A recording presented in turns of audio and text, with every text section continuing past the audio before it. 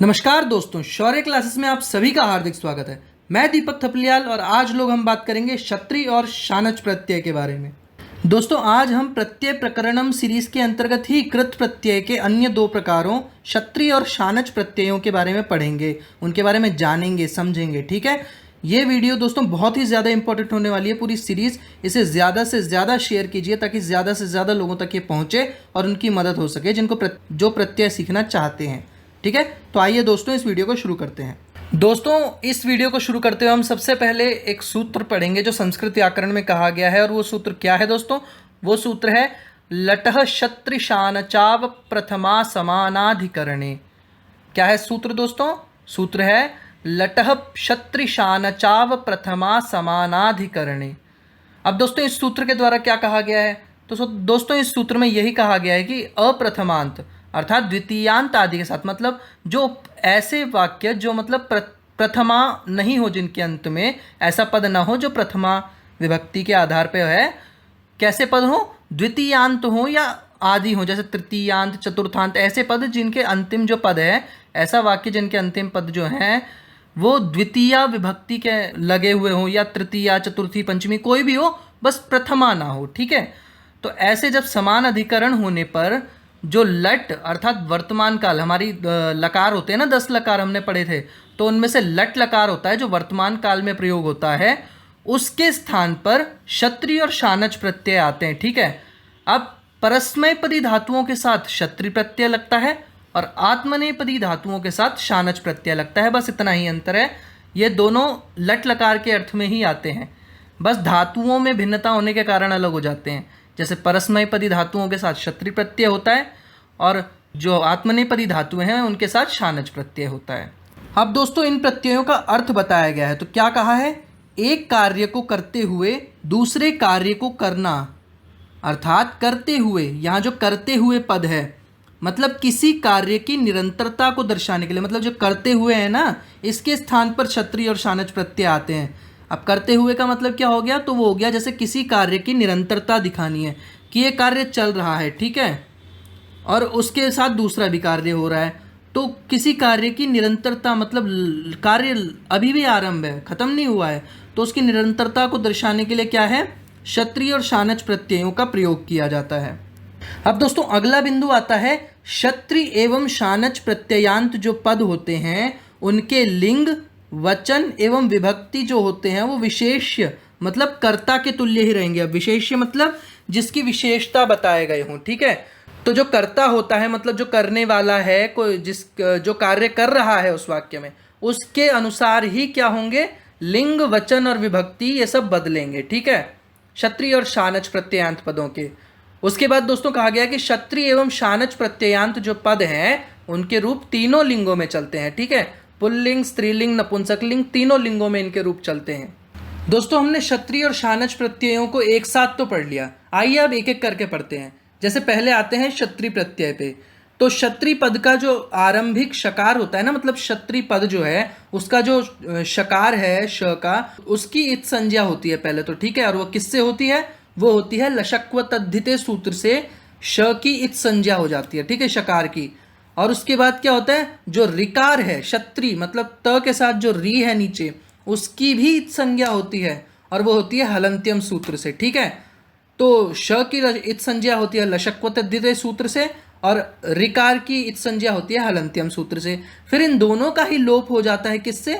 तस्य लोपः से। ठीक है, जो लोप का सूत्र है तस्य लोपः, वो आके लोप कर देता है। तो बचता क्या है? श भी गया, लास्ट का री भी गया, बचा अत्रि। ठीक है, श में जो अ था और त जो बचा अत, अत्रि नहीं अत बचा। ठीक है, और यह जो प्रत्यय होता है ये केवल परस्मैपदी धातुओं के साथ ही जुड़ता है, ये ध्यान रखिएगा। आत्मनेपदी धातुओं के साथ मत जोड़िएगा इसे। ठीक है, ये क्या होता है? सिर्फ परस्मैपदी धातुओं के साथ जुड़ता है। अब दोस्तों आगे बढ़ते हैं। आगे एक बात ये बताई गई है कि क्षत्रि प्रत्ययांत जो पद होते हैं उनके रूप जो तीनों लिंगों में चलते हैं वो भिन्न प्रकार से चलते हैं। जैसे पुल्लिंग में जो रूप चलते हैं वो भवत की तरह चलते हैं। कैसे? जैसे भवत, भवन्तौ, भवन्तः, ये ऐसे करके रूप चलते हैं। ठीक है, उसके बाद स्त्रीलिंग में जो रूप चलते हैं वो नदी के समान चलते हैं, मतलब नदी, नद्यौ, नद्यः, ऐसे करके स्त्रीलिंग में चलते हैं, और नपुंसक लिंग में जगत के अनुसार चलते हैं। जगत जगती जगंती, जगत जगती जगंती, ऐसे करके, ठीक है। प्रथमा और द्वितीया के तो एक जैसे होते हैं, तो ऐसे नपुंसक लिंग में रूप चलते हैं इनके तीनों लिंगों में, ठीक है। आइए दोस्तों अब कुछ उदाहरणों के माध्यम से समझते हैं कि क्षत्रि प्रत्यय को कैसे समझा जाए, ठीक है। तो सबसे पहले आता है अर्च धातु। एक अर्च धातु है, इसके साथ जब क्षत्रि प्रत्यय जोड़ेंगे तो क्या बनेगा, तो रूप बनेंगे। पुल्लिंग में अर्चन बनता है, स्त्रीलिंग में अर्चंती बनता है, और नपुंसक लिंग में अर्चत बनता है, ठीक है। अर्चत जो है, नपुंसक लिंग के रूप हमेशा क्या होते हैं, शुद्ध होते हैं। मतलब जो नपुंसक लिंग के रूप बनते हैं वो डायरेक्ट धातु और प्रत्यय से जुड़ के जो पहला रूप बनता है वो नपुंसक लिंग में ही बनता है। उसके बाद उसका पुल्लिंग और स्त्रीलिंग में बदला जाता है उसको, ठीक है, या भिन्नता आती है, पर जो मुख्य रूप होता है वो नपुंसक लिंग में बनता है। जैसे अत बचता है ना क्षत्रि का, तो अत बचता है तो वो नपुंसक लिंग में वैसे ही बनता है। अर्च, अर्च हो गया, और क्षत्रि का अत बचा तो अर्चत बन गया। अब इसी को पुल्लिंग में बदलेंगे तो अर्चन हो जाएगा, स्त्रीलिंग में इसका अर्चंती हो जाएगा, ठीक है। ऐसे ही गम धातु है, गम धातु के साथ क्षत्रि प्रत्यय जोड़ने पर गच्छत बनता है, ठीक है, और उसी को पुल्लिंग में गच्छन बनता है, स्त्रीलिंग में गच्छन्ति बनता है। ऐसे ही हस धातु है, इसका क्या होता है, क्षत्रि प्रत्यय जोड़ने पे क्षत्रि का तो अत बचता है तो उसके साथ हसत हो जाता है, ठीक है, और उसके बाद बदलता है पुल्लिंग में हसन और स्त्रीलिंग में हसंती। स्त्रीलिंग में क्या है, ती आ जाता है अंत में, ठीक है, तो स्त्रीलिंग पद बन जाता है। उसके बाद क्रीड धातु है, क्रीड धातु के साथ क्षत्रि प्रत्यय जोड़ने पे नपुंसक लिंग में क्रीडत बनता है, ठीक है। अत बचता है क्योंकि क्षत्रि का तो जो जुड़ता है, और क्रीडत बनने के बाद पुल्लिंग में उसका क्रीडन बनता है, और स्त्रीलिंग में करो तो क्रीडंती बनता है, ती आ जाता है स्त्रीलिंग में। ऐसे ही लिख धातु के साथ नपुंसक लिंग में लिखत बनता है क्षत्रि प्रत्यय के साथ, उसका पुल्लिंग में करने पर लिखन हो जाता है, स्त्रीलिंग में लिखंती हो जाता है। ऐसे ही वद धातु भी चलती है, वदत होता है नपुंसक लिंग में, उसका वदन बन जाता है पुल्लिंग में, और वदंती बन जाता है, ती लगाने के बाद वदंती बन जाता है स्त्रीलिंग में। तो ऐसे तो इनके रूप चलते हैं। ऐसे ही दोस्तों कुछ और रूप हैं इनके, कुछ और उदाहरण हैं। जैसे पा धातु है, पा धातु के साथ जब क्षत्रि का अत जुड़ेगा, क्षत्रि का बचा हुआ अत जुड़ेगा तो क्या बनेगा, नपुंसक लिंग में पिबत बनेगा, ठीक है, और उसी का जब पुल्लिंग में करेंगे तो पिबन बनेगा, और स्त्रीलिंग में क्या बनेगा, पिबंती बनेगा। ऐसे ही गई धातु है दोस्तों, गई धातु का अर्थ होता है गाना, गाने के अर्थ में आती है, ठीक है। अब इसका अत जुड़ जाएगा, जब क्षत्रि का अत जुड़ जाएगा इसमें तो बन जाता है गायत नपुंसक लिंग में। वही पुल्लिंग में जब लिखो तो गायन होता है, और स्त्रीलिंग में ती लगा के गायंती बन जाता है, ठीक है। ऐसे ही अब चल धातु है, चल धातु के साथ क्षत्रि का अत जुड़ता है तो बनता है नपुंसक लिंग में चलत, उसी को पुल्लिंग में चलन बना देते हैं, और स्त्रीलिंग में क्या बनता है, चलंती। ऐसे ही धाव धातु है, नपुंसक लिंग में इसका धावत बनता है, ठीक है, क्षत्रि का अत जोड़ने से। पुल्लिंग में उसी को धावन बना देते हैं, और स्त्रीलिंग में धावंती बना देते हैं। ऐसे ही भ्रम धातु है, भ्रम धातु का भ्रमत बनता है अत जोड़ने के बाद क्षत्रि का, और उसी को पुल्लिंग में भ्रमण बनता है, और स्त्रीलिंग में भ्रमंती बनता है। तो ऐसे दोस्तों रूप चलते हैं, इनको ऐसे पहचाना जाता है, ठीक है। ऐसा आपको कहीं भी रूप दिख रहा है इस अर्थ में, वर्तमान के अर्थ में, लट लकार के अर्थ में, तो क्या करोगे, और क्या होते, कार्य की निरंतरता दिखा रहा है अगर वो, मतलब इसकी क्षत्रि प्रत्यय की शर्तें पूरी कर रहा है, तो सीधी चीज मान लो कि वहाँ क्षत्रि प्रत्यय है, ठीक है। हर प्रत्यय की कुछ शर्तें हैं, अगर वो किसी पद में पूरी हो रही हैं मतलब वहाँ वो प्रत्यय लगा हुआ है, ठीक है। तो बस शर्तें देख लीजिए आप एक बार, और कुछ उदाहरण देख लीजिए, अपने आप समझ आ जाएगा। अब दोस्तों क्षत्रि प्रत्यय को पढ़ने के बाद अब हम आएंगे शानच प्रत्यय पे, ठीक है। अब शानच प्रत्यय के कुछ उदाहरण देखेंगे हम। जैसे इसमें कहा गया है कि शानच जो पद है उसका आरंभिक शकार जो है उसकी क्षत्रि की तरह ही लशक्व तद्धिते सूत्र से हो जाती है क्या, इत संज्ञा। और उसके बाद क्या, अंतिम जो चकार है, शानच का जो चकार है, च वर्ण है, उसकी भी इत संज्ञा हो जाती है किससे, हलंत्यम सूत्र से। और बचता उसके बाद इन दोनों का ही लोप हो जाता है किससे, तस्य लोपः से।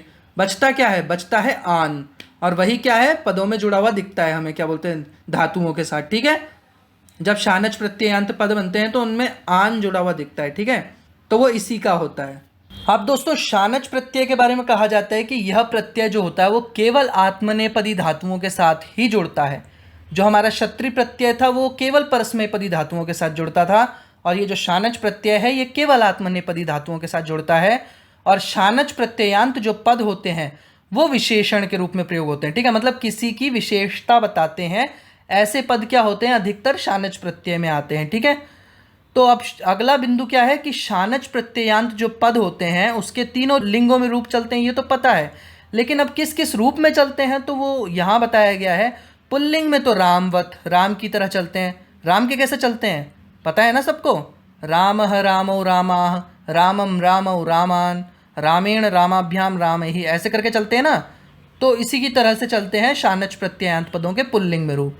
ऐसे ही अगर स्त्रीलिंग में चलाओ इनके रूप तो किसकी तरह चलते हैं, रमा की तरह चलते हैं। कैसे होते हैं, रमा रमे रमाह, रमाम रमे रमाह, रमया रमाभ्याम रमा भी, ऐसे करके चलते हैं ना।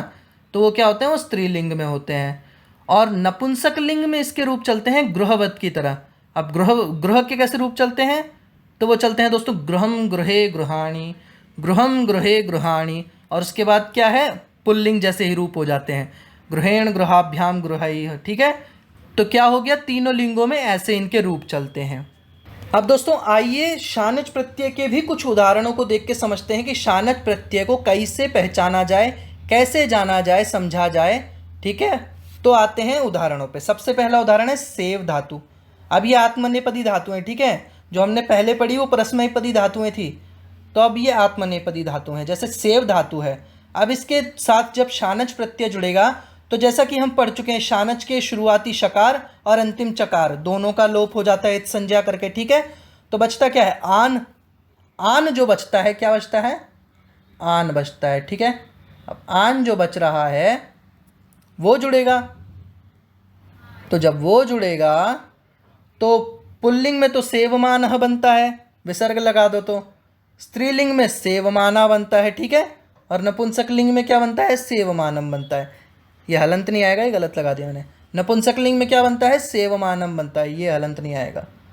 हाँ, तो अब पच धातु है, पच धातु के साथ जब शानच प्रत्यय लगाएंगे तो पुल्लिंग में बनता है पचमानः, विसर्ग लगा दिया, स्त्रीलिंग में उसी का आ लगा दिया, लास्ट में टाप प्रत्यय जोड़ दिया, पचमाना हो गया, और नपुंसक लिंग में क्या है, पचमानम हो गया। ठीक है, अम आ गया लास्ट में म, ठीक है, हलंत वाला। फिर मुद धातु है, अब मुद धातु के साथ जब शानच प्रत्यय जोड़ेंगे तो शानच का श भी हट जाएगा, च भी हट जाएगा, आन बचेगा। ठीक है, तो मुद धातु के साथ आन जुड़ेगा तो मोदम, पहले तो म का जो ऊ है इसका ओ हो जाएगा। ठीक है, क्या हो गई, यहाँ गुण हो गया, तो पुल्लिंग में ऊ का तो ओ हो गया तो मो बन गया, उसके बाद दमानः, ठीक है, मोदमानः रूप बना पुल्लिंग में। स्त्रीलिंग में वही आ जोड़ दिया लास्ट में टाप प्रत्यय तो मोदमाना हो गया। नपुंसक लिंग में मोदमानम हो गया, म लगा दिया लास्ट में। ऐसे ही कंप धातु है, अब कंप धातु के साथ जब शानच प्रत्यय जोड़ते हैं तो पुल्लिंग में कंपमानः बनता है। ठीक है, ऐसे स्त्रीलिंग में क्या बनता है, कंपमाना, और नपुंसक लिंग में कंपमानम। ऐसे ही शिक्ष धातु है, जिसका रूप क्या बनता है, जब शानच प्रत्यय जोड़ते हैं तो पुल्लिंग में बन जाता है शिक्षमाणः, स्त्रीलिंग में आ जोड़ के शिक्षमाणा, और नपुंसक लिंग में शिक्षमाणम। ऐसे ही दोस्तों वंद धातु का होता है, वंद जो धातु होती है उसमें पुल्लिंग में उसका वंदमानः, स्त्रीलिंग में वंदमाना, और नपुंसक लिंग में वंदमानम, ऐसे रूप चलते हैं।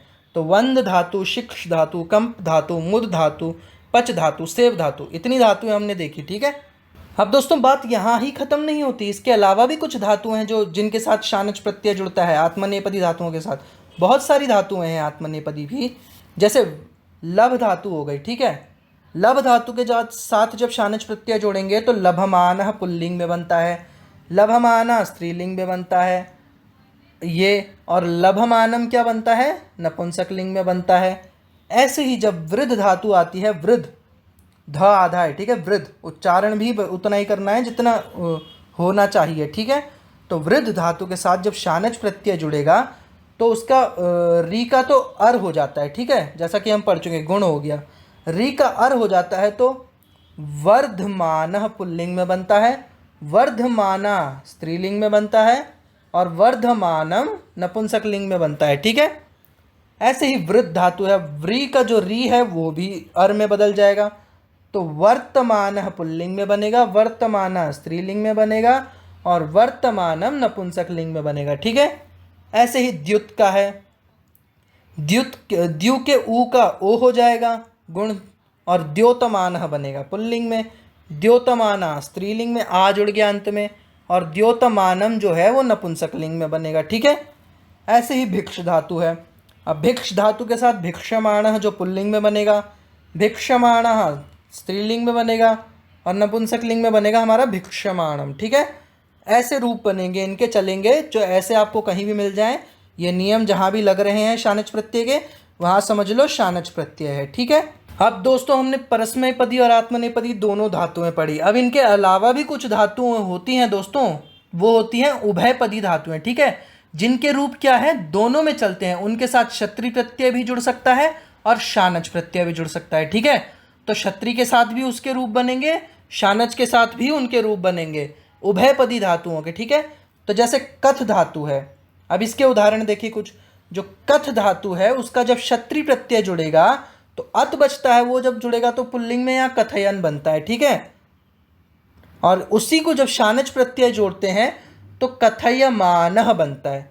तो कथ धातु ही जब क्षत्रि में होती है तो कथयन बनता है, शानच में यही कथयमानः बन जाता है।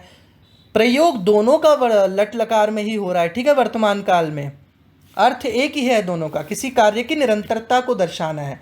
करते हुए, होते हुए, ठीक है, बढ़ते हुए, ये ऐसे हैं अर्थ जिनको दर्शाना होता है। ठीक है, कहते हुए, यहाँ कथ का हो गया कहते हुए, कथयमानः, कथयन, कहते हुए।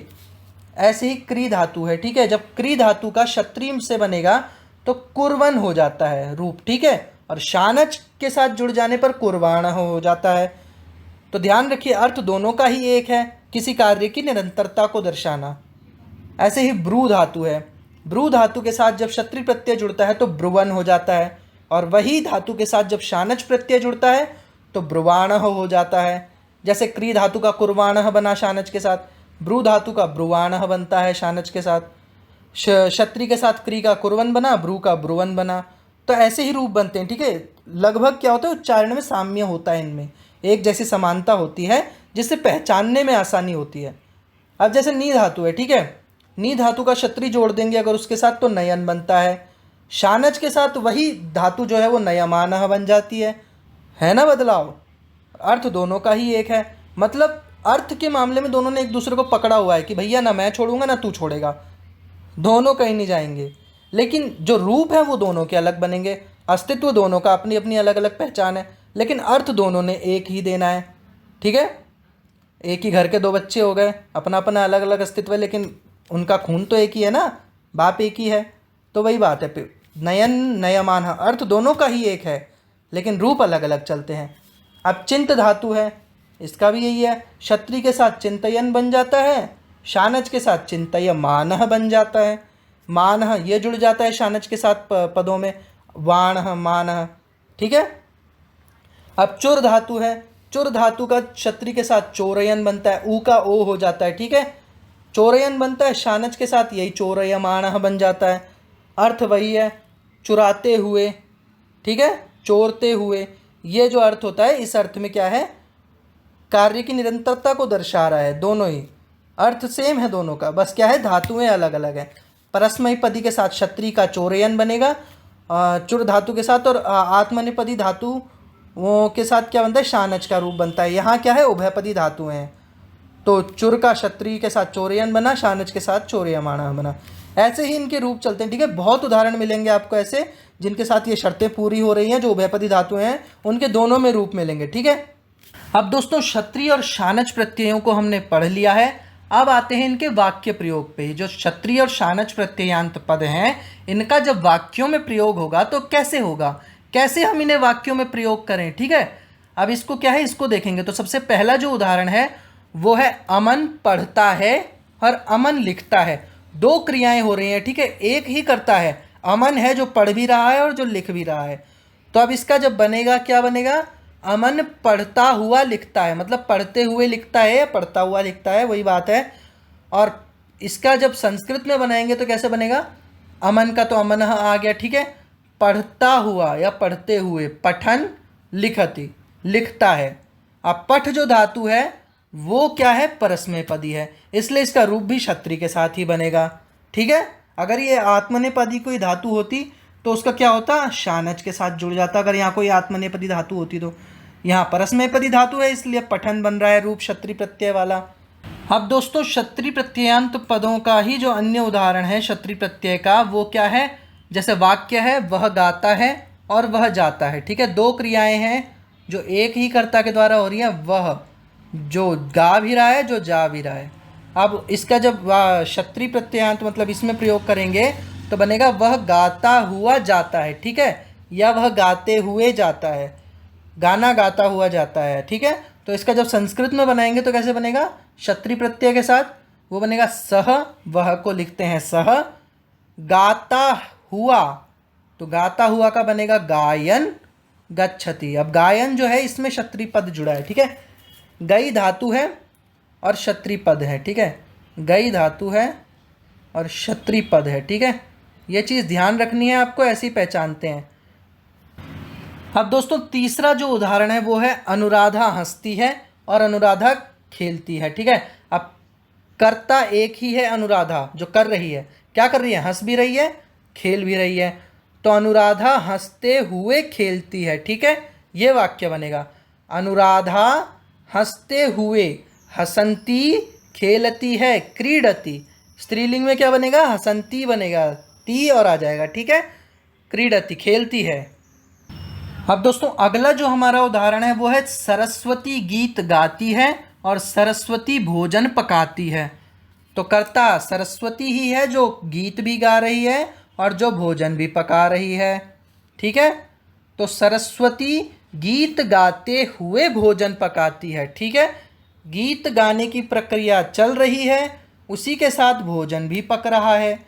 तो सरस्वती गीतम गायंती भोजनम पचती। ठीक है, अब गायंती उसके बाद भोजनम पचती। गायंती जो पद है वो स्त्रीलिंग में है, क्षत्रिय प्रत्यय से युक्त पद है। ठीक है, गई धातु क्षत्रिय प्रत्यय, गायंती रूप बनता है स्त्रीलिंग में, अर्थ होता है गाते हुए। अब दोस्तों अगला जो उदाहरण है वो है पत्ता पेड़ से गिरता है और पत्ता बहता है। दो हैं क्रियाएं हो रही हैं, जो पेड़ से गिर भी रहा है, बह भी रहा है, पर क्या? पत्ता। कर्ता को मत भूलो, कर्ता तो मुख्य है, उसी के अनुसार सब बदलेगा। उसो महाराजा धीराज है भाई, वो उसकी सत्ता है। तो पत्ता पेड़ से गिरते हुए बहता है। ठीक है, पत्ता जो है वो पहले पेड़ से गिर रहा है, गिर भी रहा है और बह भी रहा है। तो दोनों क्रियाएं कर रहा है केवल पत्ता, एकमात्र कर्ता। तो पत्रम, पत्ते को संस्कृत में पत्रम बोलते हैं, नपुंसक लिंग में इसके रूप चलते हैं। तो पत्रम वृक्षात, वृक्ष से, पेड़ से, गिरते हुए, पतत बहता है, वहती। नपुंसक लिंग में क्या बनता है रूप? पत धातु के साथ क्षत्रिय प्रत्यय पतत बनता है। ठीक है, तो उसका पतत हुआ, गिरते हुए। अब दोस्तों क्षत्रिय प्रत्ययांत पदों का वाक्य प्रयोग तो देख लिया कैसे करेंगे हम लोग। अब आते हैं शानच प्रत्ययांत पदों का वाक्य प्रयोग। ठीक है, अब आत्मनेपदी धातुओं का उदाहरण देखेंगे हम, उनके पदों के कैसे प्रयोग होता है वाक्यों में। जैसे एक उदाहरण है, सैनिक युद्ध करते हैं और सैनिक देश की रक्षा करते हैं। तो सैनिक जो है एकमात्र कर्ता हैं जो युद्ध भी कर रहे हैं, देश की रक्षा भी कर रहे हैं। तो सैनिक युद्ध करते हुए देश की रक्षा करते हैं। अब एक क्रिया चल रही है, उसके क्रियमाण होने की ही सूचना दी जा रही है, चलती हुई क्रिया, दूसरा भी काम चल रहा है साथ में, युद्ध करते हुए देश की रक्षा करते हैं। तो सैनिका युद्ध करते मतलब युद्धमानाः सैनिकाः। अब बोला था ना, यहाँ विशेषण होते हैं। ठीक है, शानच प्रत्ययांत पद जो होते हैं वो विशेषण के रूप में आते हैं। तो सैनिकों का विशेषण है युद्ध करते हुए सैनिक। ठीक है, कैसे सैनिक? युद्ध करते हुए सैनिक। तो यहाँ भी बनेगा युद्धमानाः सैनिकाः, कीदृशाः सैनिकाः, युद्धमानाः सैनिकाः, देश की रक्षा करते हैं, देशम रक्षन्ति। ठीक है, तो मुख्य क्या है? युद्धमानाः। ये जो है शानच प्रत्यय से युक्त है, पुल्लिंग का पद है, युद्ध धातु। ठीक है, युद्ध धातु के साथ। अब दोस्तों अगला उदाहरण है, राघव कांपता है और राघव घर जाता है। तो राघव एक ही करता है जो कांप भी रहा है, घर भी जा रहा है। ठीक है, राघव क्या है? वो महाराजा धीराज है। महाराजा धीराज मतलब कर्ता, जिसके अनुसार सब बदलेगा। तो राघव क्या है? कांपते हुए घर जाता है। कांपने की क्रिया भी चल रही है, घर जाने की भी क्रिया चल रही है।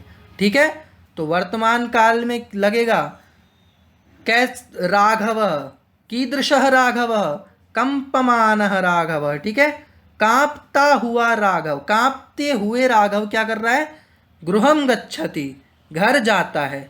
तो क्या है, विशेषण के रूप में शानच प्रत्ययात का वो है। तो जहां आपको ऐसा दिखे कि कोई पद क्या है, शानच प्रत्यय की क्या होता है, शर्तें पूरी कर रहा है, विशेषण भी है वो किसी का, लगा दो बेटा कंपमाना, वही है क्या है, शानच प्रत्यय का उदाहरण है। समझ लो, ये पहचानने के तरीके हैं। ठीक है, ऐसे ही दोस्तों अगला उदाहरण है, गीता धीरे धीरे बड़ी हो गई, गीता विवाह योग्य हो गई। गीता एकमात्र क्रिया है जो धीरे धीरे बड़ी भी हो रही है, विवाह योग्य भी हो गई। तो क्या है, दो दो क्रियाएं हो रही हैं। अब धीरे धीरे बढ़ती हुई गीता विवाह योग्य हो गई, ये शानच प्रत्ययांत उदाहरण होगा। ठीक है, धीरे धीरे बढ़ती हुई गीता, तो गीता कैसी गीता, शनैः शनैः वर्धमाना गीता, धीरे धीरे बढ़ती हुई गीता क्या हो गई, विवाह योग्या हो, विवाह योग्या अभवत, विवाह योग्य हो गई, विवाह के योग्य, विवाह योग्या अभवत। ठीक है, ऐसे बनते हैं उदाहरण।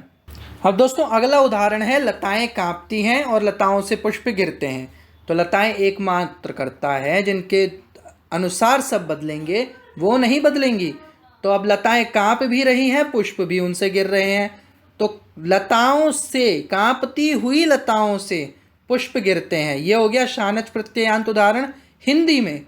इसी को संस्कृत में कहेंगे लताभ्यः, लताओं से मतलब लताभ्यः, कैसी लताओं से, तो कंपमानाभ्यः लताभ्यः, कांपती हुई लताओं से, कंपमानाभ्यः लताभ्यः पुष्पाणि पतन्ति, पुष्प गिरते हैं। ठीक है, तो ये हो गया संस्कृत में शानच प्रत्ययांत वाक्य।